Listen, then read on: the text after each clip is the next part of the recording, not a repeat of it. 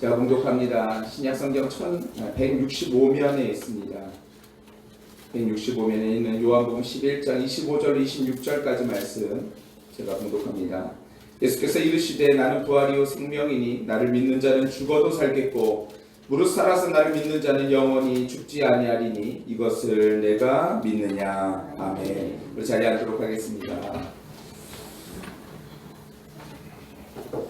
신에게는 아직 12척의 배가 있다. 수분이 너무 약해서 이제는 다 포기하고 모두 육군에 합류하라는 명령이 내려졌을 때 이순신 장군이 왕에게 올린 장기에 들어있는 말이 바로 이 말인 것이죠. 신에게는 아직 12척의 배가 있습니다. 이 말이요. 이순신은 명량해전에서 이 12척의 배를 가지고선 외선 130여 척을 격파하는 대승을 거두었습니다. 이순신 장군이 12척의 배가 남아 있었지만 명량해전을 승리로 이끌고 또 승리할 수 있었던 이유는 그 배에만 있는 것이 아니라 그와 함께 있었던 배의 전문가, 그리고 무기 제작의 전문가, 그리고 핵의 흐름을 알았던 전문가, 그리고 뿐만 아니라 그들과 죽기를 각오하고 싸우기로 했던 함께 했던 병사들이 있었기 때문에 가능했다라는 것입니다. 여러분, 우리에게는 12척의 배가 아니라 우리에게는 예수님이 우리와 함께 계십니다. 그 어떤 전문가도 비교할 수 없는 예수님이 우리의 곁에 늘 함께 계십니다. 그 어떤 장수와도 비교할 수 없고 제갈공명과 같은 그 어떤 지략과도 비교할 수 없는 예수님이 우리와 함께 계신다는 사실을 여러분 결코 잊어서는 안 될 것입니다. 인생의 바닥에 내려갔을 때라도 아무것도 남지 않았을 때라도 나에게는 예수님이 계시다. 이 말씀 한 구절이 우리를 쓰러뜨리지 않고 승리할 수 있도록 이끌 것이니 예수님이 나에게 계시다. 이 말씀 잊지 말고 살아가는 저와 우리 모두가 다 되시기를 예수님의 이름으로 간절히 축원합니다. 사랑하는 성도 여러분, 어떤 상황에 놓여 계십니까? 더 이상의 희망도 없고 더 이상의 계획도 무의미한 상황에 놓여 있다 할지라도 예수님은 결코 여러분을 내버려 두시지 않는다는 사실을 믿으시길 바랍니다. 오늘 본문을 통해서 저는 우리가 하나님의 위로를 받고 이 위로를 통해서 힘받고 그 힘으로 세상에 나가서 낙심하지 않고 예수님 붙들고 승리하는 삶을 살게 되는 저와 우리 모두가 다 되기를 예수님의 이름으로 간절히 축원합니다. 오늘 요한복음은요, 예수님의 사역을 11장까지 기록하고 12장부터 시작해서 십자가를 지시고 부활하실 때까지 과정을 기록하고 있습니다. 11장까지는 십자가 전까지, 그리고 11장부터는 이제 십자가를 지시는 과정들이 기록되어 있는 것이죠. 본문은 마치 죽음과 부활을 목격하게 될 제자들에게 예행 연습과 같은 그런 느낌을 줍니다. 죽음과 같이 모든 것이 끝났다고 생각되는 순간 그들이 가져야 될 태도가 무엇인가? 이제 그것을 보여주는 것이죠. 쉽게 설명하면 이런 것이죠. 이제 예수님께서 죽으실 것인데 그 죽음 앞에 너희들은 어떻게 대해야 되는가? 오늘 나사로가 죽었는데 그 죽음 앞에 그들이 어떻게 대하는 모습을 보고 이제 예수님의 죽음 앞에 너희들은 어떻게 대해야 되는가라는 것을 마치 보여주시는 것 같습니다. 특별히 나사로라는 이름이 뜻이 하나님은 나의 도움이시다라는 뜻이라는 것을 우리가 알 때에 11장의 의미를 조금 더 명확하게 볼 수 있게 되는 것이죠. 오늘 11장의 본문은 이렇게 시작합니다. 1절 말씀 우리 같이 한번 읽어볼까요? 1절입니다. 시작.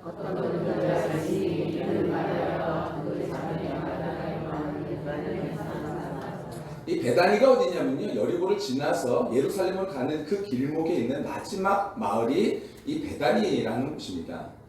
요단강을 건너서 여리고를 지나서 베다니, 그리고 벳박에 지나서 바로 예루살렘인 것이죠. 자, 근데요, 여기 누가 사느냐면 어떤 병자가 있으니 이는 마리아와 그 자매 마르다, 이렇게 얘기합니다. 낯선 사람의 이야기로 이 나사로의 이야기를 소개하는 듯하지만 예수님과 제자들은요, 종종 그 집에 방문했을 것이 거의 분명합니다. 왜냐하면 5절 말씀에 이렇게 기록되어 있거든요. 5절 말씀 함께 읽을까요? 시작. 예수께서 본래 마르다와 그 동생과 나사로를 사랑하시더니, 모르는 사람이 아니에요. 예수님이 마리아, 마르다, 나사로 사랑하죠. 특별히 어떤 학자들이 나사로가 숨겨진 예수님의 또 다른 제자일 것이다 이렇게 표현하는 사람도 있다라는 것이에요. 예수님이 예루살렘에 방문하실 때 베다니는요, 아까도 말씀드렸듯이 예루살렘 바로 옆에 있기 때문에 항상 지나가는 길목에 있었습니다. 예수님과 나사로의 가정은요, 아마 친밀했을 것이 분명해 보여요. 그런데 나사로가 죽을 위기에 처하게 된 것입니다. 나사로의 누이들은 이 일을 예수님께 알리고 도움을 청하기로 하죠. 자, 3절 말씀입니다. 같이 읽습니다. 시작. 이에 그 누이들이 예수께 사람을 보내어 이르되 주여 보시옵소서, 사랑하시는 자가 병들었나이다 하니, 병들어 죽게 된, 이제 죽을 그런 위기에 놓인 오빠를 보면서 예수님께 도움을 청한 것이죠. 슬픔 가운데, 절망 가운데, 그럼에도 불구하고 예수님을 바라보면서 예수님께 도움을 청한 것입니다. 그런데 이 소식을 전해들은 예수님의 반응이 예상과 좀 다릅니다. 4절 말씀 한번 볼까요? 4절입니다. 시작. 예수께서 들으시고 이르시되 이 병은 죽을 병이 아니라 하나님의 영광을 위하며 하나님의 아들이 바로 이로 말미암아 영광을 받게 하려 함이라 하시더라. 이 예수님의 말씀하시는 것은요, 그래 내가 가마 이것이 아니라 죽을 병 아니다, 영광을 얻기 위함이다. 그리고 예수님께서 가시지 않습니다. 나사로의 처한 상황이 하나님의 영광을 위한 일이며 이 일을 통해서 하나님께서 영광을 받으신다고 말씀하시는 것이죠. 여러분, 성도가 직면하는 시련을 우리도 오늘 본문에 있는 사람들과 같이 걱정과 염려 그리고 근심과 슬픔으로 일관할 수 있어요. 우리도 슬픔 가운데서 우리의 상황을 바라보면서 너무나 슬프다, 이거 어떻게 해야 될까 이럴 수 있지만, 그러나 우리가 기억해야 될 것은요, 무엇이든지 궁극적으로 하나님께 영광이 될 수 있다는 것입니다. 여러분, 무엇이든지 하나님께 영광이 될 수 있다는 사실을 믿으시고 우리의 삶에 어떤 상황에 처하든지 하나님께서 그것을 바꾸셔서 영광으로 이끄실 그 하나님을 찬양하는 우리의 삶이 다 되기를 예수님의 이름으로 간절히 축원합니다. 그래서 넘겨주시면 우리 같이 한번 읽어볼까요? 시작. 우리가 기억해야 하는 것은 무엇이든지 궁극적으로 하나님께 영광이 될 수 있다는 사실입니다. 여러분, 이 사실을 믿으시기를 바랍니다. 어떤 상황에 놓이셨습니까? 하나님의 영광이 될 수 있습니다. 창세기에 보면 요셉이 그러했습니다. 형들의 손에 의해서 이제 애굽으로 팔려간, 애굽의 종으로 팔려갔던 요셉. 그 요셉이 나중에 뭐라고 얘기합니까? 이렇게 얘기하죠. 50장 20절 말씀 함께 읽습니다. 시작. 당신들은 나를 해하려고 하였으나 하나님은 그것을 선으로 바꾸사 오늘과 같이 많은 백성의 생명을 구원하게 하시려 하셨나니. 형들은요, 요셉을 팔았지만, 악한 신령으로 팔았지만, 그러나 하나님께서는요, 선으로 바꾸사 오늘과 같이 많은 백성의 생명을 구원하시기 위하여서 이 일들을 사용하셨다는 거예요. 요셉도 슬픔과 고통으로 자기 삶을 비관할 수 있었죠. 내 삶이 왜 이 모양이냐 이럴 수 있었죠. 그럴 이유 충분하죠. 그러나 그는 하나님과 동행하며 하나님을 구하고 하나님께서 모든 것을 선으로 바꾸셨다는 것을 믿고 기다렸던 것이죠. 그랬더니 하나님께서 그 모든 일들 가운데 그 일들을 이루셨다는 것을 보여주신 것입니다. 아버지하고 밑에서 금이야 우기야 그렇게 자랐던 요셉이 형들에게 버림을 받았을 때 그 마음이 얼마나 힘들고 슬펐겠습니까? 자신을 사랑해줄 형이라고 생각했는데 자신을 죽이려고 덤벼드는 그 형들, 그 마음이 어땠겠냐라는 거예요. 요셉은 평생 악몽에 시달렸을 것 같아요. 안전한 가족의 품이라고 생각했지만 가장 위험한 곳이라는 것을 경험한 요셉의 경험은 평생 그를 쫓아다녔을 것입니다. 사람의 목소리에 민감했을 것이고요.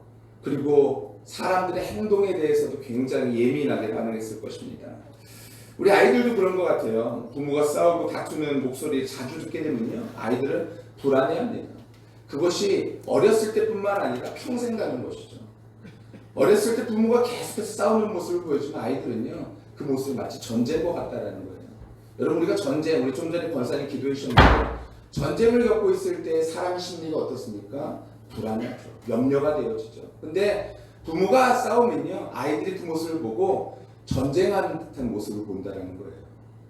여러분, 우리가 그런 모습을 보여줘야 되지 안아야겠죠.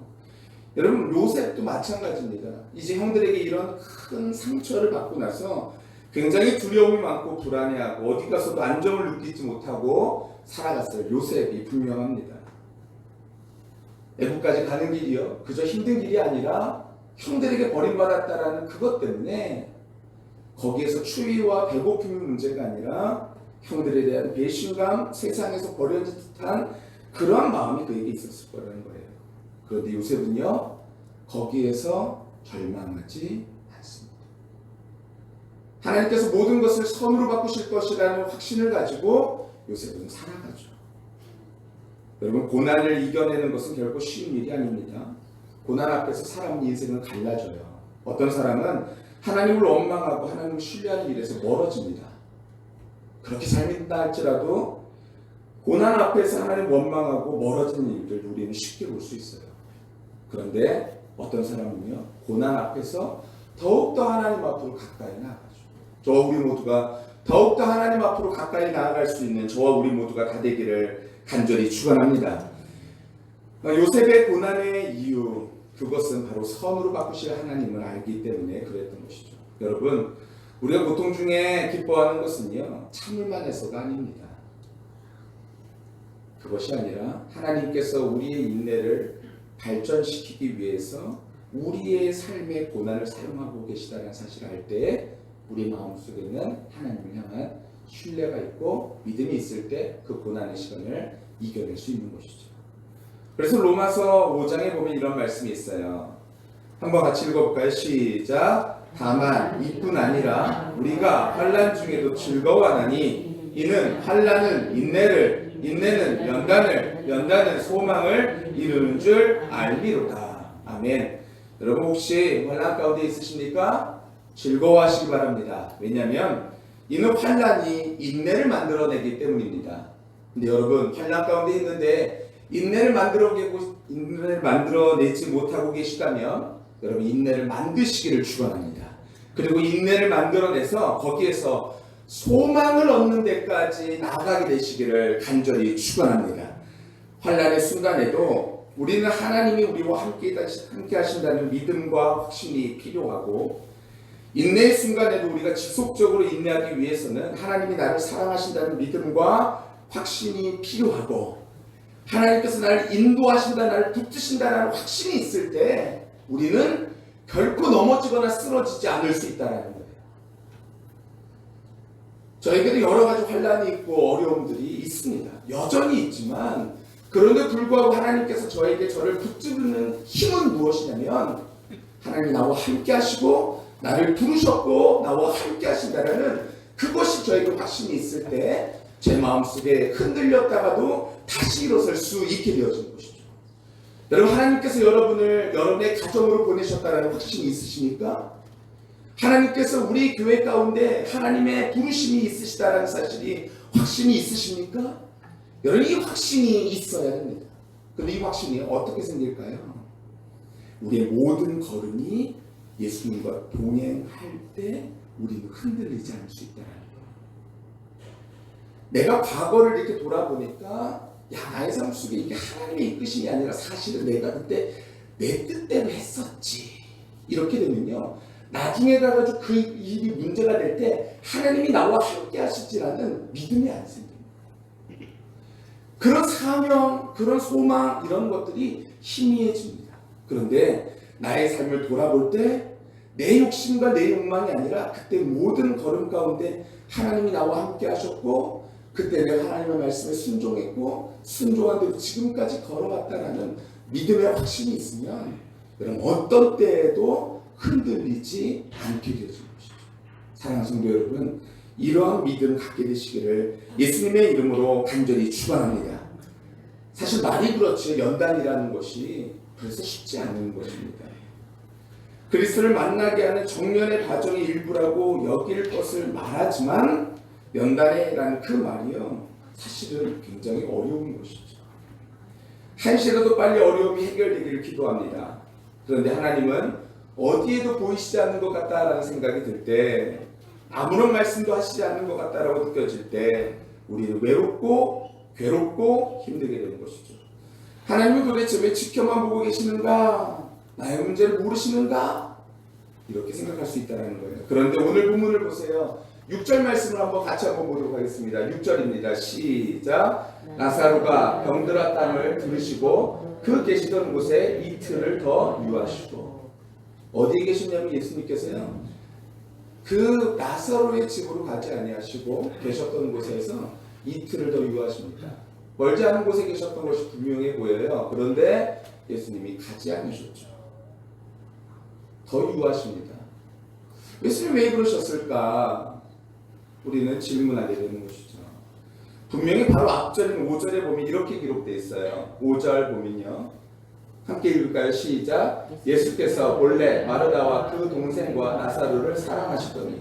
사랑하신다 그랬는데 안 가세요. 죽을 때가 다 됐다, 이제 빨리 좀 오셨으면 좋겠다 요청하는데 안 가세요. 우리의 삶 속에 하나님 저 너무 힘들어요, 어려워요, 하나님 저 괴로워요, 죽을 것 같아요. 그런데 예수님 우리를 사랑하신다 그러시는데 예수님은 오시지 않는 것 같은 그런 느낌이 들 때, 진짜로 내 삶 속에 아무 말씀도 하시지 않으실 때 우리는 이해할 수 없는 것입니다.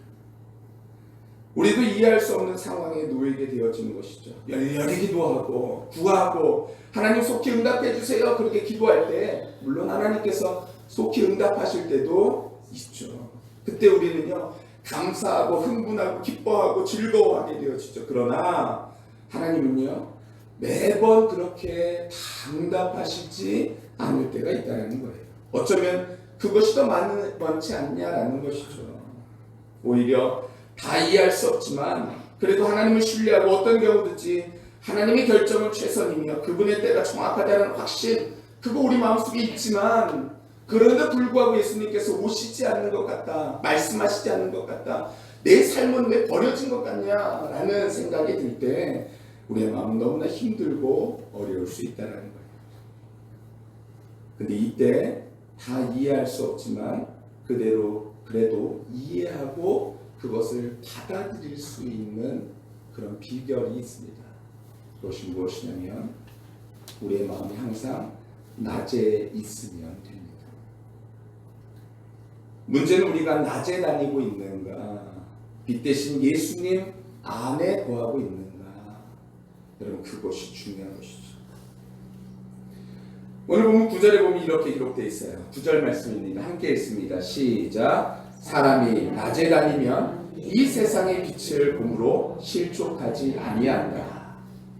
낮에 다니면 실족하지 않습니다. 어떤 경우에도 예수 안에 있으면 우리의 마음은 실족하지 않을 수 있습니다. 그런데 문제는요, 낮에 다니지 않고 밤에 살기 때문에 우리의 마음속에 실족이 생길 수 있다는 거예요. 예수 안에 거하는 것이 아니라 예수 바깥에 거할 때 우리의 마음엔 이런 실족이 생길 수 있다는 것입니다. 먼저 예수님은요, 자신에게 주어진 낮의 시간을 순종하시기 위해서 돌로 치려하는 유대인이 있는 곳으로 떠나셨죠. 예수님이 지금 이 나사로의 집으로 간다는 것은요, 이제 돌 들고 예수님을 치려고 하는 유대인들이 기다리고 있는 곳으로 가는 거예요. 예수님은요, 상황에 끌리지 않고 하나님께서 주신 사명에 이끌려 살았습니다. 상황에 이끌리지 않고 사명에 이끌리는 삶, 이것이 우리가 이 세상을 살아가는 방식이 되어야 될 것입니다. 다 이해할 수 없지만 우리가 어떤 것을 결정할 때 우리는 상황을 분석하되 그것을 절대로 지침으로 여겨서는 안 될 것입니다. 상황에 지나치게 이끌려 의존하게 되면 자칫 사명을 잃어버리게 되어지죠. 왜냐하면 우리의 상황이요, 우리를 그렇게 녹록하게 내버려 두지 않거든요. 우리의 마음을 사명을 잃게끔 만들거든요.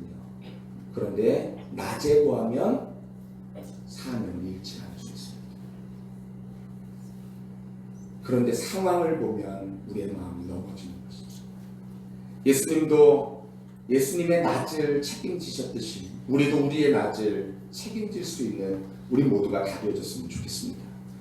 정신이 없는 혹은 두려워하며 피하는 것이 아니라 우리에게 주어진 이 시간과 기회를 지혜롭게 사용하도록 하나님께서 도와주시기를 간구하며 오늘 우리가 처한 이 낮의 시간을 주님과 함께 보낼 수 있는 저와 우리 모두가 다 되어졌으면 좋겠습니다. 왜 예수님이 지체하셨을까요? 예수님이 처음 나사로에 대한 소식은 병이 들었다는 것입니다. 그리고 이틀을 더 머무셨죠. 이틀이 지나서야 비로소 가자고 하셨습니다. 마치 나사로가 죽을 때를 기다리신 것 같이 나사로의 죽음과 맞물려 나사로에게 가고자 하신 것이죠. 맞습니다.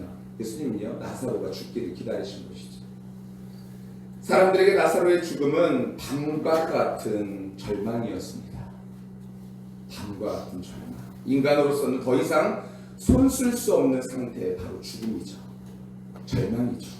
그러나 예수님은 이제 아침이 되고 날이 밝았으니 나사로를 깨우러 가자라고 말씀하십니다. 예수님이 함께 계시면 사람의 밤은 낮이 될 수 있습니다. 우리의 마음이 낮이 되어 볼 수 있게 되면 모든 주권이 하나님께 있음을 알게 되는 것입니다. 모든 주권. 그리고 하나님께서 우리를 선하게 인도하실 것이다라는 확신. 내가 내 인생을 살아가는 것이 아니라 주님께서 나의 인생을 이끌어 가시도록 사명자의 삶을 살아갈 수 있는 그런 우리 모두가 다져졌으면 좋겠습니다. 죽은 지 이제 나흘이 된 완전히 죽음의 상태였던 나사로의 무덤이었습니다. 이제 예수님께서 그를 부르시죠. 요한복음 11장 39절부터 44절까지 말씀입니다. 한번 보도록 하겠습니다. 39절 말씀부터 한번 읽어보겠습니다. 시작. 예수께서 이르시되 돌을 옮겨놓으라 하시니 그 죽은 자의 누이 마르다가 이르되 주여 죽은 지가 나흘이 되었음에 벌써 냄새가 나나이다. 네, 돌을 옮겨놓으라. 왜냐하면 당시에 무덤은 돌로 막아놨기 때문에 그 돌을 옮겨놓으라. 근데 마르다가 말합니다. 죽은 지가 나흘입니다. 아마도 소식을 전하러 출발했을 때 이미 죽은 것 같아요. 근데 예수님은요, 완전히 나사로가 죽을 때까지 기다리신 모양입니다. 아마도 예수님께서요, 그 소식을 듣고 바로 가셨어도 죽어 있었겠죠. 근데 죽어 있는데 그 사람이 바로 좀 전에 죽었다 하면은 예수님이 살리셨는지 안 살리셨는지 그것을 사람들이 의심할까봐 그러셨는지 예수님은 죽은 지 나흘이 되어서야 도착하실 것이죠. 40절입니다. 시작. 예수께서 이르시되 내 말이 내가 믿으면 하나님의 영광을 보리라 하지 아니하였느냐 하시니 예수님 말씀하십니다. 내가 그렇게 말하지 않았느냐? 내가 믿으면 하나님의 영광을 보리라 내가 그렇게 말하지 아니하였느냐? 그때 예수님께서 말씀하시죠. 41절입니다. 시작. 돌을 옮겨 놓으니 예수께서 눈을 들어 우러러보시고 이르시되 아버지여 내 말을 들으신 것을 감사하나이다. 42절입니다. 항상 내 말을 들으시는 줄 내가 알았나이다. 그러나 이 말씀하는 것은 불러선 무리를 위함이니 곧 아버지께서 나를 보내신 것을 그들로 믿게 하려 함이니이다. 아버지께서 나를 보내신 것을 이 나사로의 사건을 통하여서 명확하게 보여주시기를 원하셔서 하나님이 이 일들을 허락하셨으니 이제 그 일들을 이루어 주옵소서 라고 말씀하신 것이죠. 그리고 43절입니다. 제가 읽겠습니다. 이 말씀을 하시고 큰 소리로 나사로야 나오라 부르시니 죽은 자가 수족을 배로 동인 채로 나오는데 그 얼굴은 수건에 쌓였더라. 예수께서 이르시되 풀어 놓아 다니게 하라 하시니라. 나사로야 나오너라. 생명의 주관자가 부르시니 그 생명이 순종하는 것이죠. 나오라 하시니 그가 수족을 배로 동인 채로 그 말씀에 바로 순종합니다. 여러분 우리가 믿는 예수님이 바로 사망의 권세를 가지시고 계신 유일하신 하나님이십니다. 그래서 예수님은 죽음을 이기시고 부활하시는 것이죠. 무덤이 예수님을 가둘 수 없었습니다. 그럼 우리는요, 예수님이 이 사건을 통해서 죽음과 같은 절망의 시대를 살아간 우리들, 그리고 우리도 죽음 앞에서 벌벌 떠는 우리들에게 이 땅의 삶이 끝이 아니라 영원한 삶, 부활의 삶을 말씀하시면서 이렇게 말씀하셨습니다. 베드로전서 1장 3절입니다. 함께 읽습니다. 1장 3절입니다. 시작. 우리 주 예수 그리스도의 아버지 하나님을 찬송하리로다. 그의 많으신 긍휼대로 예수 그리스도를 죽은 자 가운데서 부활하게 하심으로 말미암아 우리를 거듭나게 하사 산 소망이 있게 하시며 예수 그리스도가 죽으시고 부활하셔서 우리도 이제는 산 소망을 가지고 살아갈 수 있게 되어졌다는 거예요. 여러분 우리의 삶은요 이 땅에서의 삶이 끝이 아닙니다. 죽음과 부활 권세를 가지신 그 예수님께서 이제 죽으심으로 말미암아 살아나셨던 것처럼 우리도 마찬가지로 이 땅 가운데 삶이 끝이 아니라 영원한 삶을 살아갈 수 있게 되어지는 것이죠. 고린도전서 15장 45절에 보면 이렇게 돼 있어요. 첫사람 아담은 생명이 되었다 함과 같이 마지막 아담은 살려주는 영이 되었나니. 예수께서 살려주는 영이 되셨습니다.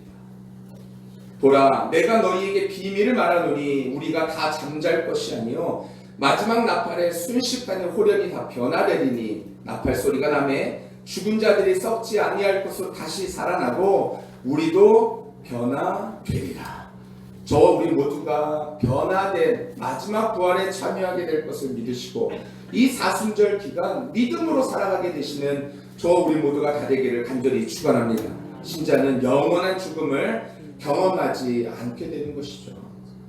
나사로 그는 비록 죽었지만 산 것입니다. 이것을 통하여서 나사로가 부활을 경험한 건 아니에요. 그것은 부활의 몸은 아닙니다. 나사로는 살아난 것이죠. 부활은요, 예수 그리스도의 몸과 같이 영원히 사는 모습을 말하는 것이죠. 나사로는 죽었죠. 그런데 그 모습을 통하여 부활이 무엇인지를 우리 가운데 깨닫게 하시고 죽음 앞에 놓여있는 우리의 삶의 문제들, 절망의 문제들 앞에서 우리가 어떻게 대처하며 살아가고 어떻게 어떤 태도로 살아가야 될지를 말씀해주고 계신 것입니다. 예수님 자신이 부활하시며 부활이시며 생명이십니다. 오직 그분과의 관계를 통해서만, 그분을 통해서만 우리는 부활과 생명을 경험할 수 있습니다. 우리 사랑하는 성도 여러분, 우리에게 이 소망이 있으니 저와 우리 모두가 이렇게 살게 되시기를 바랍니다. 우리 58절 함께 읽습니다. 시작. 그러므로 내 사랑하는 형제들아, 견실하며 흔들리지 말고 항상 주의 일에 더욱 힘쓰는 자들이 되라. 이는 너희 수고가 주 안에서 헛되지 않을 줄 압니다. 아멘. 금방 밤은 옵니다. 우리 인생에 오늘이 밤이 아니라 오늘은 낮으로 지내시고 영원한 밤이 찾아올 그때가 분명히 찾아오는 것이죠. 근데 그때에 우리에게는 영원한 밤이 아니라 낮이 찾아온다라는 것입니다. 우리에게 주어진 이 시간을 성령님과 동행하시며 낮의 시간으로 보내시고 더욱더 주의 일에 힘쓸 수 있는 저와 우리 모두가 다 되시기를 예수님의 이름으로 간절히 축원합니다. 우리의 수고 결코 주 안에서 헛되지 않습니다. 저와 우리 모두가 오늘 이 땅 가운데서 낮에서 살 때에 우리의 그 모든 수고들을 두려움 없이 살아갈 때에 주님께서 모든 것을 기억하시고 갚아주실 그날이 오니 저와 우리 모두가 오늘 주 안에서 수고하며 믿음으로 살아가게 되시기를 예수님의 이름으로 간절히 축원합니다.